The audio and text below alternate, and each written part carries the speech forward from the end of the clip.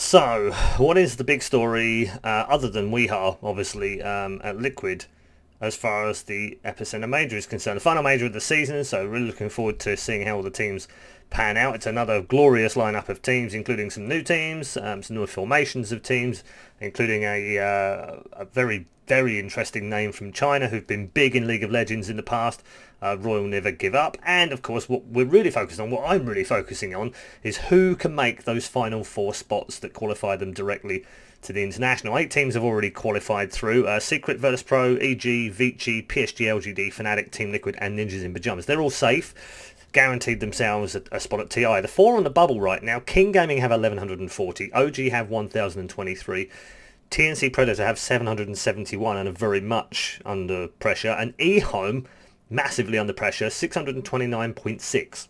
The point 6 might come into play at some point.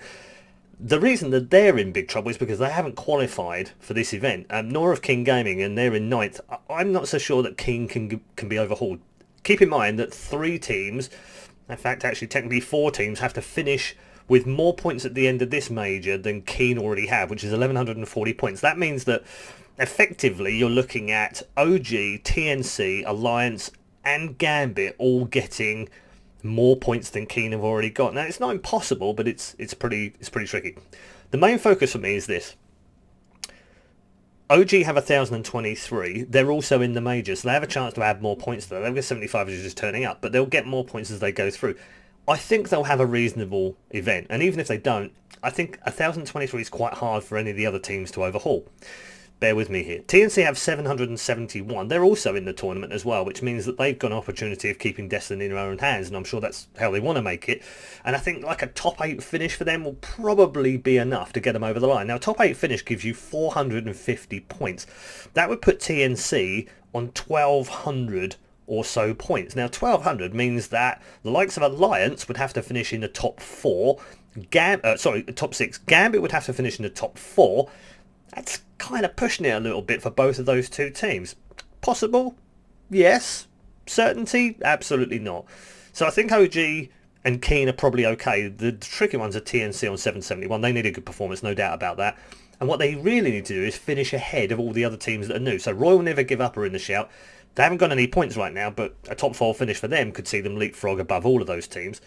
Likewise, Alliance are on 379, Gambit are on 303. So those two teams, very interesting as far as the top 12 are concerned, because it's like this. As far as Gambit are concerned, if they get top 8, they get 450. So that would take them above eHome, but it wouldn't take them above TNC. So if Alliance finished top 8, Alliance would also leapfrog eHome, but would also, importantly, leapfrog TNC. So therefore Gambit would not qualify with only a top 8 spot if Alliance finish in the top 8 as well. So if Alliance make the top 8, Gambit suddenly need to make the top 6, as long as, he's still with me, TNC aren't finishing that high either. So lots to play for, and I should also mention that Forward are still in there, Pain are still in there as well, though both would be considered to be outsiders right now, with the amount of points that they need to get in there. But again, a top 4 finish for any of these teams out of the blue could leapfrog them inside the top 12, any of these teams. And again, it's